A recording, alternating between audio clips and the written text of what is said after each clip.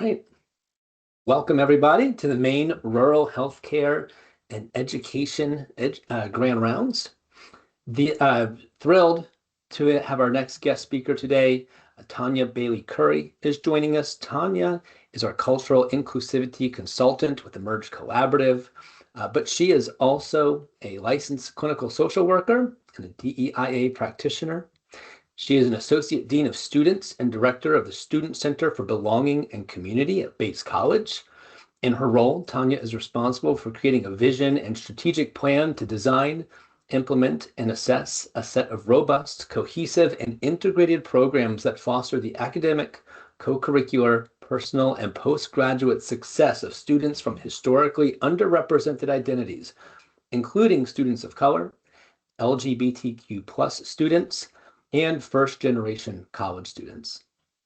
Tonya also serves as a consultant with the Merge Executive Council, which oversees the fiduciary and strategic vision of the Merge Collaborative. And I'm very grateful to have her here with us today. So Tonya, the floor is yours. I will go off camera and mute, but if you need anything, you just let us know. And thank you again for being here. Thank you, Dave. I hope everybody can hear me. Dave, are they all set with the CEU credits? Is there anything that I need to say that beyond what's on the screen? It looks great for anyone claiming their CMEs or CEUs. The information is on the screen, and I will actually put it into the chat as well. So if you're trying to text it, you'll have it there. There you go. It's in the chat, so we can go and go through those slides officially. So you say you did it and jump on in. Great. Perfect. All right. There's so many of those slides.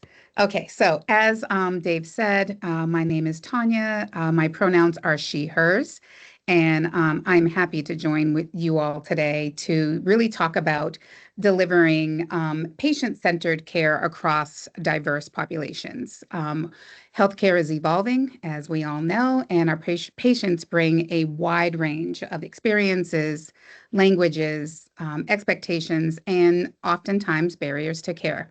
So today is really about practical strategies that enhance accuracy, safety, and trust in clinical settings. So this is certainly not a political training, as we are all aware. In our political environment right now, things can be challenging. There are things we can't say, words we are not able to use, but still want to deliver the utmost and inclusive and equitable healthcare that we can. So again, not a political training, it's about excellence in practice. So as hopefully you all know this already, but as far as learning objectives go, what I hope that you will take away from this time that we have together today is I hope you will be better prepared to identify factors contributing to the differences in patient care, experiences, and outcomes. We're going to work on applying some communication strategies that build trust across varied patient backgrounds. And as we know, mistrust is often a huge barrier to equitable care. I hope that you are able to feel you are more readily available to implement approaches to reduce barriers and improve outcomes, to use patient data to identify and respond to patterns, and integrate culturally responsive practices into clinical decision-making. All of that to say that you will hopefully walk away with this training with maybe some new strategies or a renewed way of looking at strategies that you may have already heard of as you think about culturally responsive care and inclusive and equitable practices. Now, why does this matter? Why are we talking about this? A couple of things come to mind when I thought about this screen and the things that I would put on it. Two things came to mind first, and that was two different moms, one in Texas, and I believe it was a Chicago mom, and the other one who in November recently, one gave birth in a car 8 minutes after being discharged from a hospital, and the other one had a major delay in being, what is it called? Admitted, although she was in active labor, and delivered her child 12 minutes after being delivered. So These things continue to happen, and that's just an OB example. We're going to go through a couple case studies that show different examples. But as much as we know, and as much as healthcare has advanced and people have gone through professional development like these and other trainings, we still have instances like this in healthcare and beyond. So, as we know, different patients experience and influence clinical outcomes. Miscommunication contributes to errors and complications, which then cause more time, which then cause more money. And understanding patient context improves accuracy and trust, and patient-centered care aligns with accreditation standards also. So if we think about all the research that we all know exists, that we have read, that we have trained with and utilized, research shows that misunderstandings between clinicians and patients are a major cause of medical errors. We see them all the time, particularly now with the influx of social media. We're seeing them even more. So when we understand a patient's background and their barriers, not just their symptoms, we improve adherence, satisfaction, and ultimately outcomes. So there are some major shifts that we're seeing in healthcare. We're seeing increasing linguistic diversity among patients, certainly a higher medical complexity and the barriers that come along with that.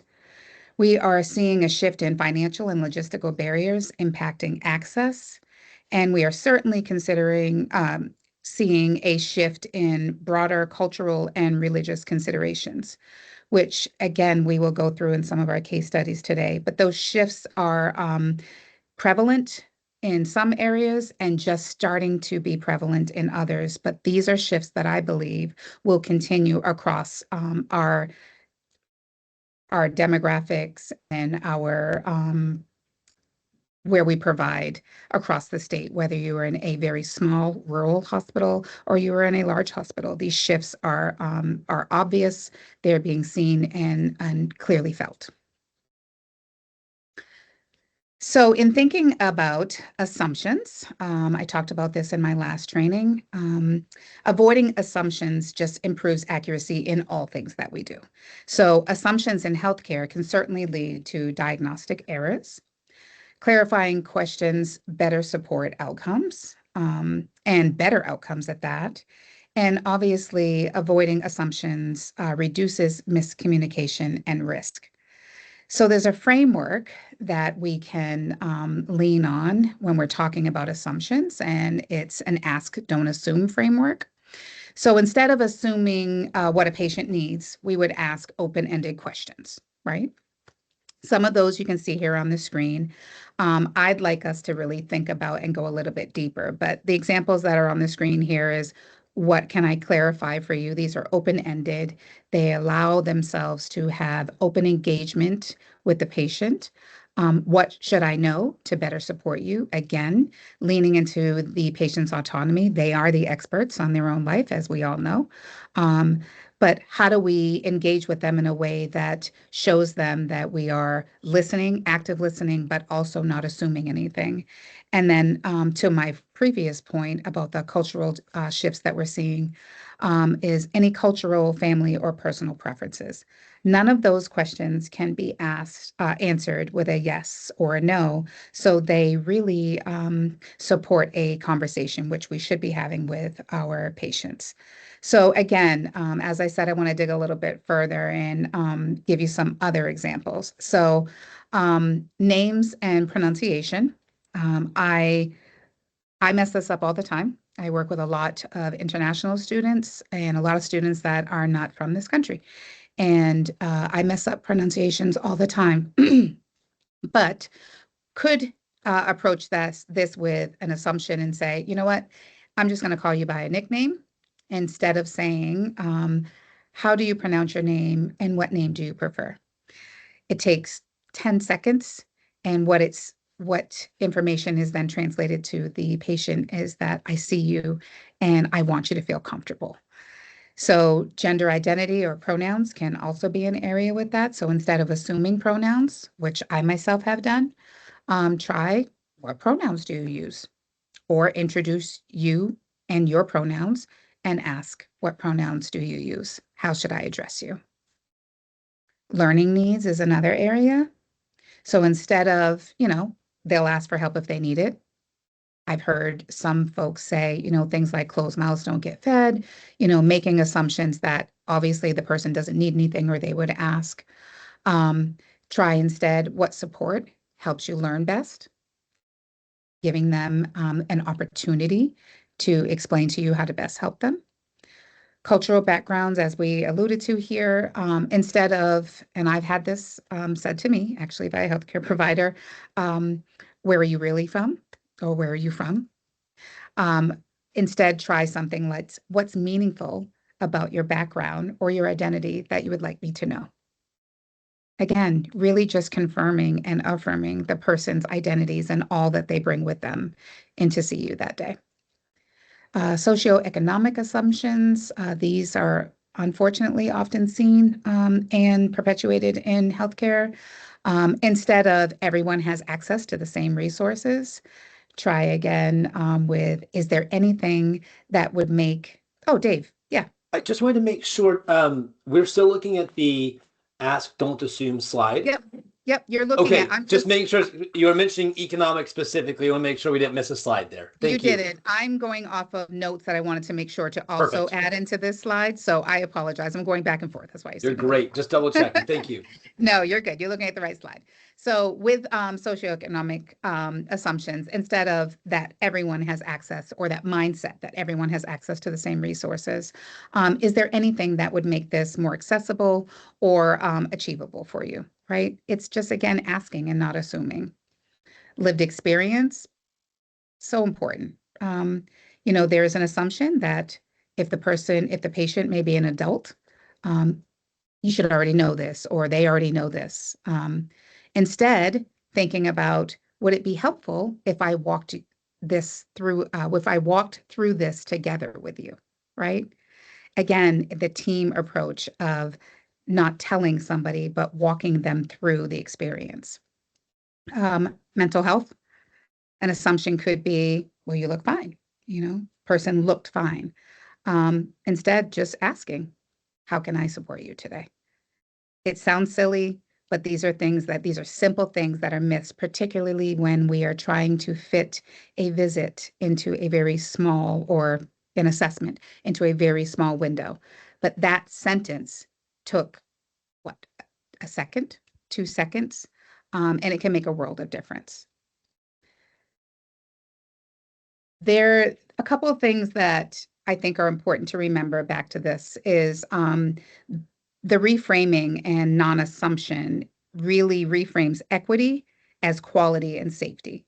And the reason I'm talking about reframing is because we are in, again, a political climate where some words can't be used.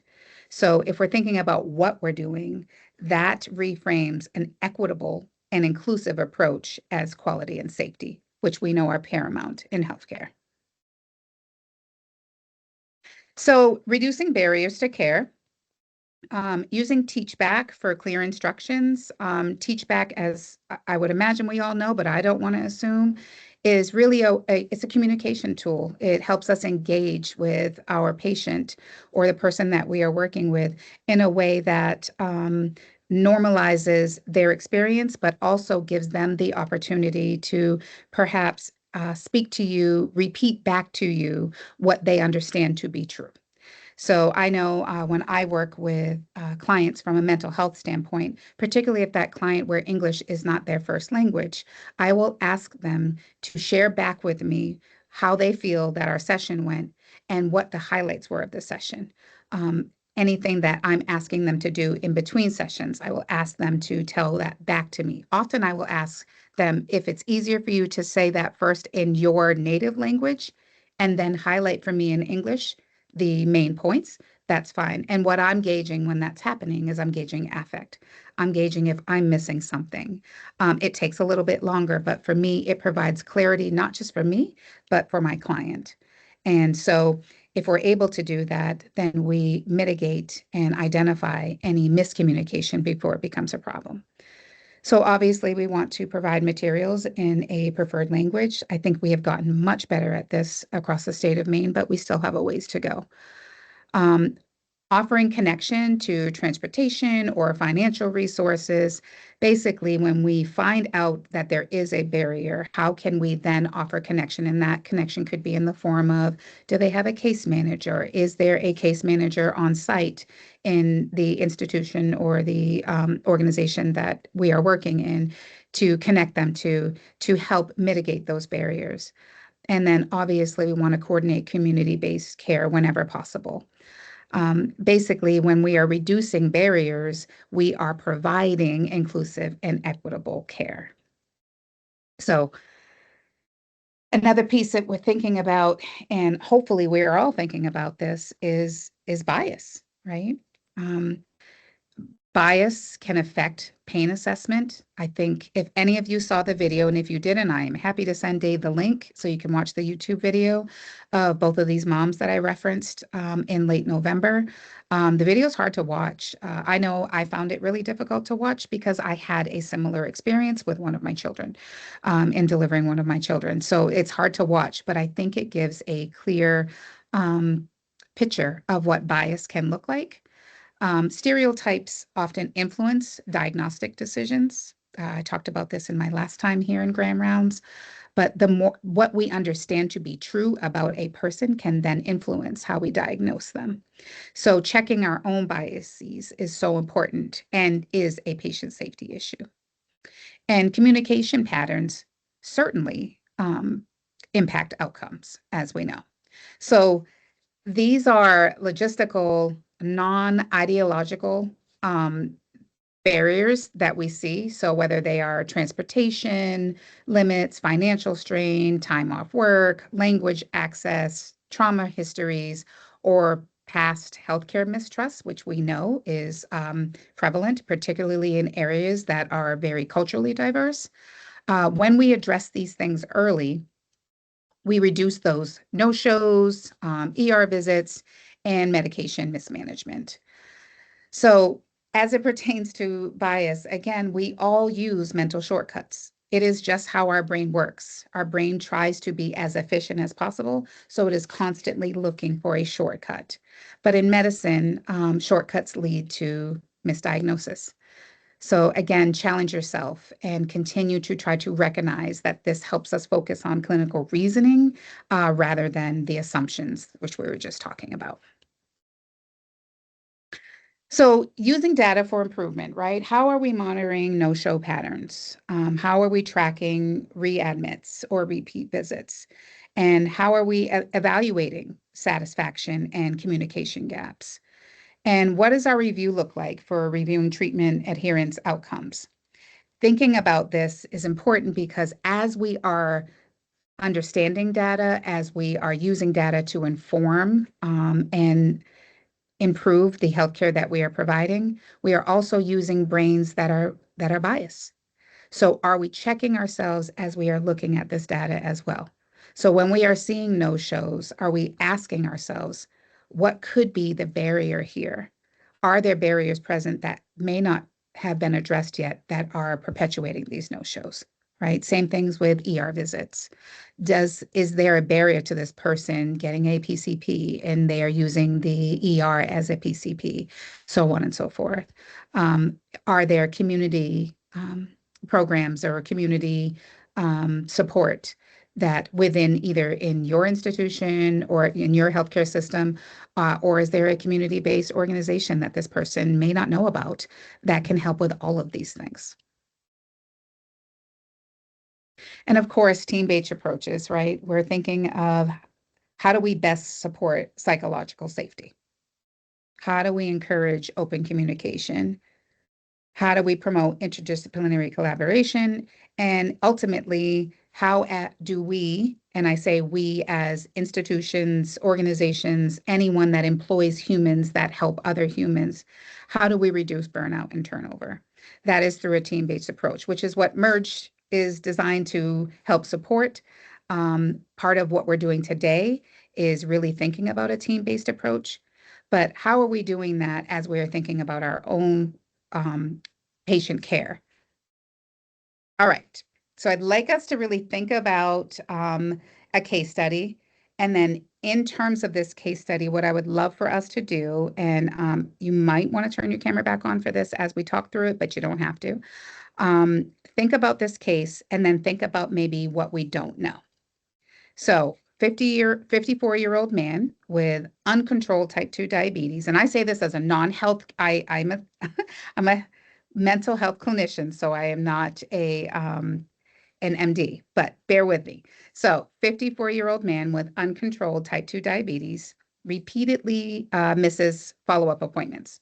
Clinician may assume noncompliance. So his A1C continues to rise. And I actually know what A1C is. I felt like I was a doctor when I did that. I'm really like Dr. Bailey on Grey's Anatomy. I can't do surgery, but I feel like I know some things because I've watched Grey's Anatomy. But what don't we know here, or what assumptions do you think can be made with this case?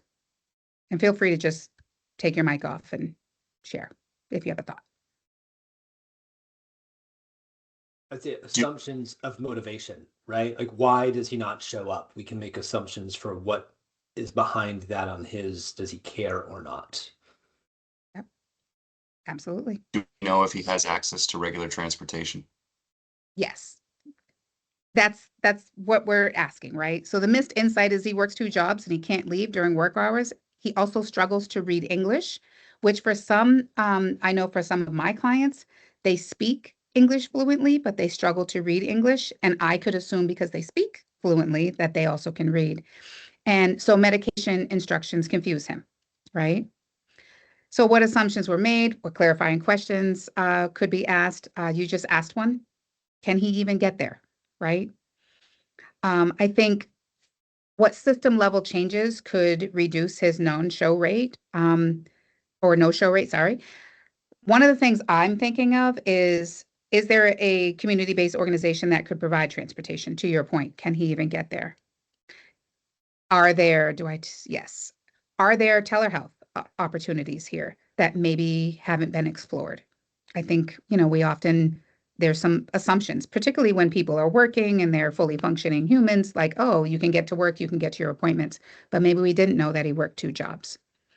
In simplifying instructions, asking that person to engage with you and say, what did you take from our time together today? What are the most important things that I've asked you to pay attention to before I see you next? And if that person is explaining something totally different, then we have a miscommunication there, right?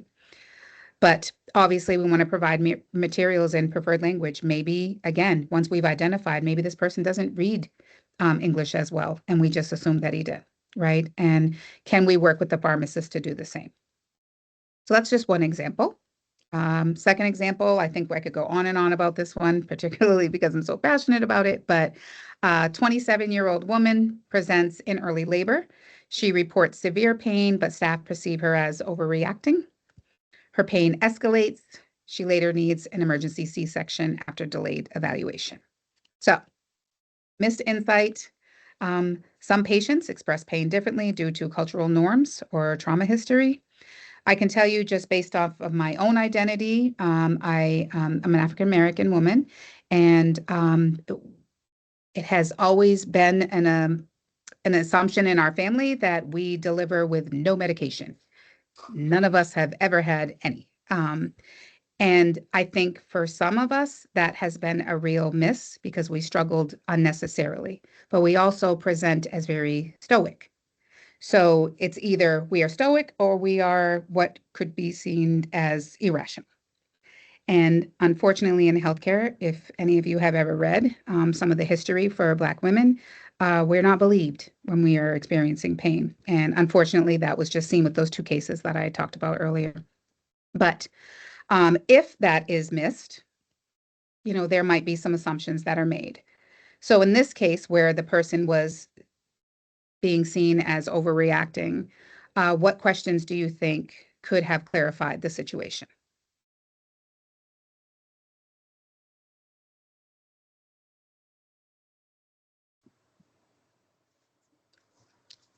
I'll be honest, as a non-physician, I wouldn't even know what to ask. Like, that's Right. I think I mean, I'm not a physician either, but I think just asking someone to just describe what their pain is like. If you aren't sure for whatever reason, you're thinking somebody's saying they're in a lot of pain and you're concerned about it, just asking just to describe what it's like might help you understand like Yep. what they're actually experiencing. And it seems so obvious, right? Like maybe just ask them, like, tell me what you're experiencing. But as we see, this continues to happen where that isn't the case. So take pain seriously, the reports of pain, regardless of how somebody's expressing it. Ask, pain specific questions. So to Annie's point, like if the person maybe has had a child before, how does this pain compare to your usual pain tolerance? Like, I don't know, any question. Tell me what you're experiencing. Obviously, we want to use objective monitoring tools and then stay alert for signs of escalation. I'm not saying that there aren't some people that have a very low tolerance for pain. I know from my own situation, my last child, I was in the delivery room. I was 31 weeks, so I was early. It was clear it was time. We were going to have a baby, but the nurse said, "I don't think you're in active labor. I think that we'll be seeing you tomorrow morning." And I said, "No, I think I'm about to have the baby." And she said, "Oh no, you'd be in a lot more pain."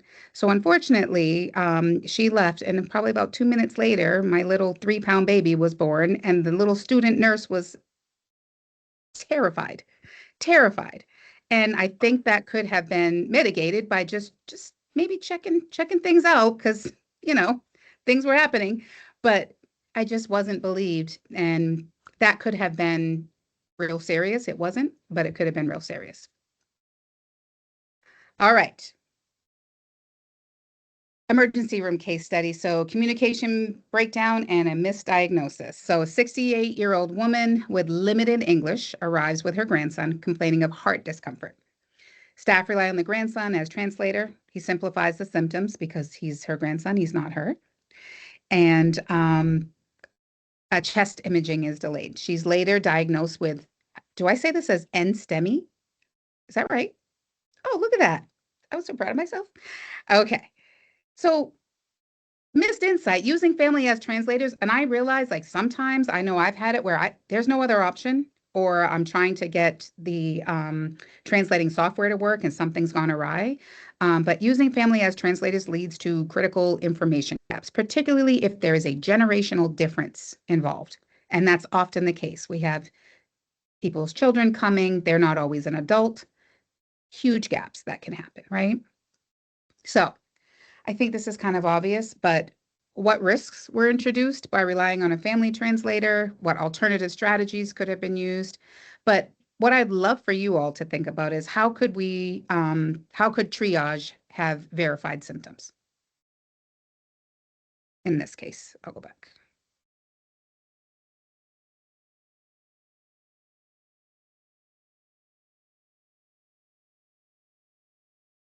Okay.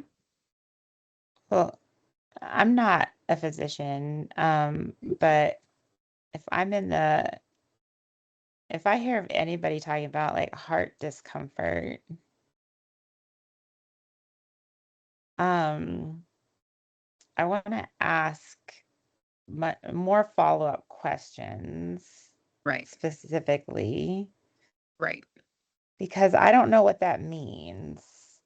And That's right. so, I mean, that could mean anything from like, I'm depressed Mm-hmm. to like, my chest hurts really bad. And so, like, I want to make sure I know what they're describing.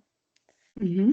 And again, I think, getting a medical interpreter on is essential, but we've already discussed that. Mm-hmm.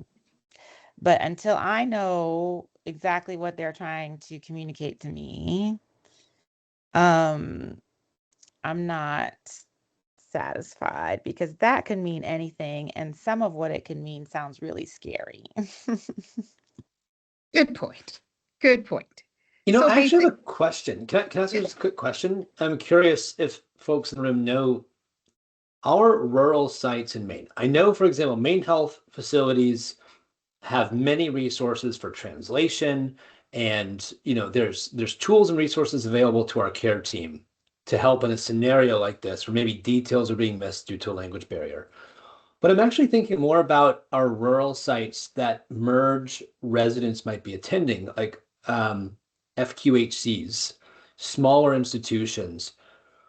Do they have the equal resources that Maine Health has to address a scenario like this, where you have a deep cultural gap in communication that needs maybe more than what's available? And maybe the folks in this room don't exactly know. I'm curious, Tom or Ross, if you guys ever hear anything from your colleagues. Well, I know if you receive CMS funding, you have to have the capacity to provide interpretive services, but I don't know how each individual Yeah, at what facility level, right? Like navigates that yet. what's the baseline versus like going above and beyond the CMS requirement? I wonder where that is. Yeah, I would suspect that most of the rural sites are utilizing telephonic and potentially video, but not staffing. Like they likely don't have the ability to have full-time staff, in-person interpreters like we do for some languages here in Portland. Got it. Yeah. So there's potentially a technology barrier with the patient if the demographic doesn't line up the right way you need it to. Right. Thank you for sharing. I was just really curious from our merge perspective that where you could run into these scenarios in a more rural setting with fewer resources. And I do think that larger hospitals have done leaps and bounds in this area, but we still I know that just in our local high school, I'm in Lewiston, just in our local high school, there's like 37 languages spoken and more coming all the time. So it's hard, we're playing catch up with this.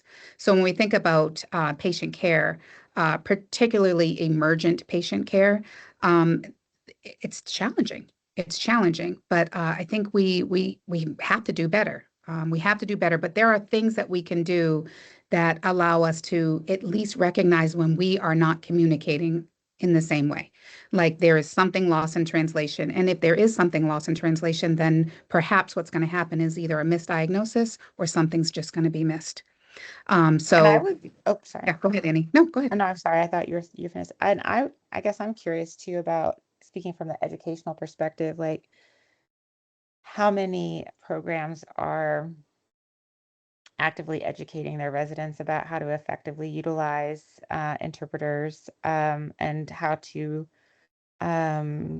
provide care through interpreters, because it is not as you don't just walk in and like do business as usual. Like it is you have to adapt and adjust. And I came from the Alaska Family Medicine residency, and most people are surprised to learn this, but the Anchorage Public School District has more languages spoken in it than any other school district in the entire country.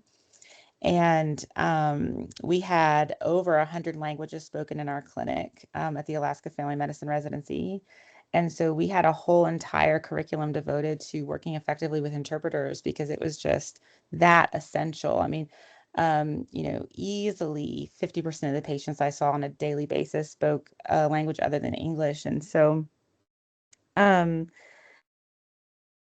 you cannot just walk into a room and like do what you do and have the interpreter just take for granted that the interpreter is just like going to, communicate exactly what you're saying. It's a special skill. So I'm just curious from the educational perspective, like how many of our residents are getting adequate training on how to utilize interpreters effectively? That's a good point. I think it's something that we've usually tried to we incorporate into the resident didactics. So and Ross can give kind of the latest update on what they're doing, but historically that's something that we have done. Yes. Yeah, they get introductions to it in orientation. We're not as diverse in languages as Anchorage, but have interpreter services for 60 plus languages. Here in Portland. And so they do get that. And they also get some observed experiences, both inpatient and outpatient, of using an interpreter, the coaching on, shortening your sentences, allowing communication back and forth, et cetera. great to hear. I know one of the most transformative things that I learned in using using a translator is watching the patient's response to what the translator is saying. Because often if I'm not seeing that person knows what, they know what they share the same language.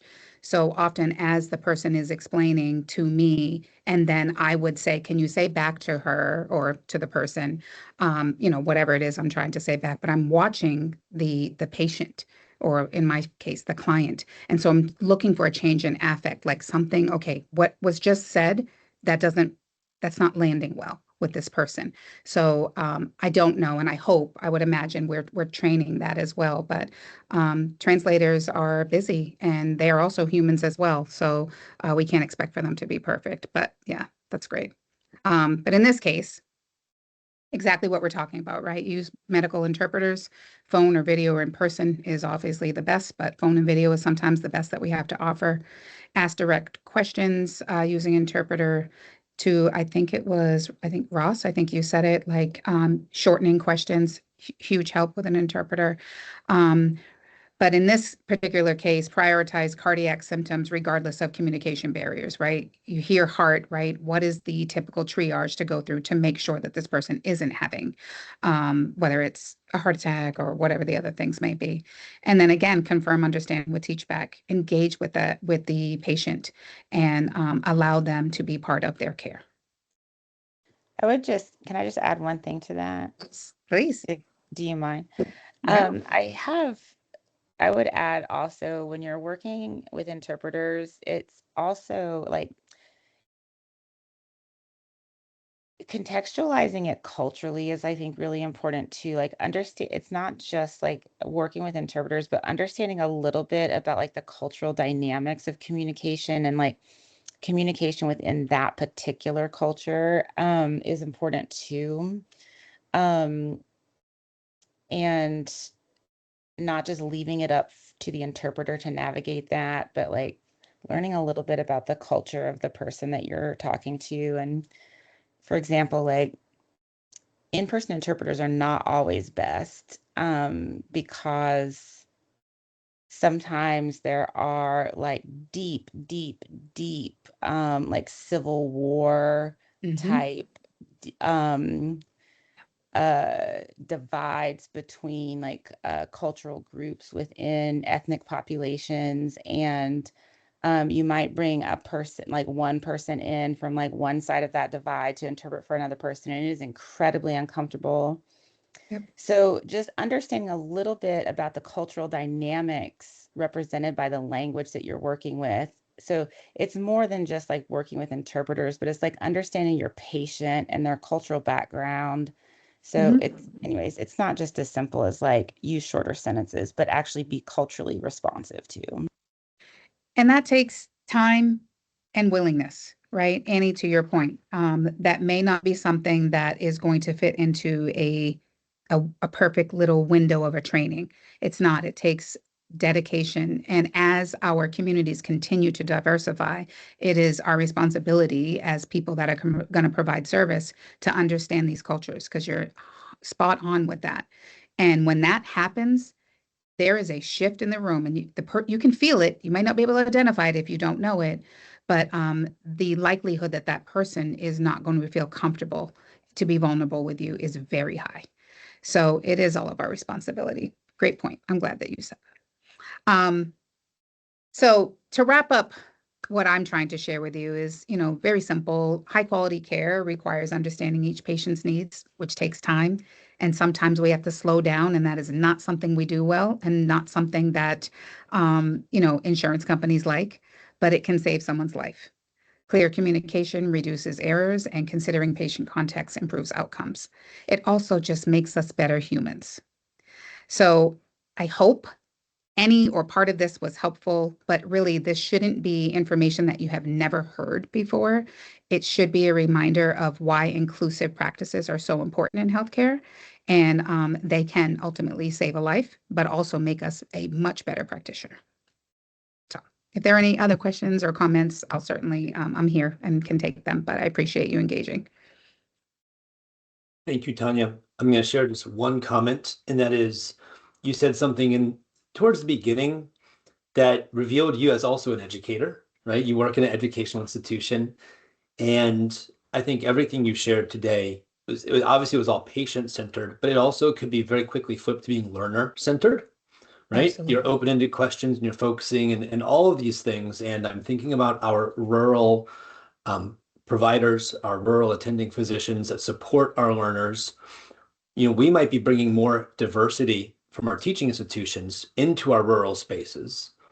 Mhm. And so much of what you said today could really be applied for supporting our learners very well, because we have learners from different countries. We have learners, incredible backgrounds. So I just really appreciated that everything you said in that context as well. Great. Thank you, Dave. Appreciate it. We're all learners, right? All of us. And if we continue to place ourselves in that space, then I think that we're better for it. But, in-person training, these things are they're much more comprehensive, right? You can take a case study and really play it out with patient or learner and educator. But this is what we have right now, and this is what we're doing. But I hope to be able to engage in person, maybe with some of the rural sites, as we continue to think about what Merge does moving forward. Are there any other questions or thoughts from the group? Well, then I'll say thank you, Tonya. Thank you so much. And this is usually where I pitch what comes next. And I'll share with this group and anyone watching the video that we are still deciding what we're going to do in 2026 for the Grand Round series. We don't currently have a January session planned, so it's unlikely we'll have one next month. But stay tuned to all the usual places where we announce these things. iHELP-Maine emails, our websites, social media, and we'll try to make sure all of our networks and groups are aware of what opportunities will be coming out in the future. So thank you very much. Have a good one, Thank you, everybody. Tonya. You're welcome. Thank you. Take care.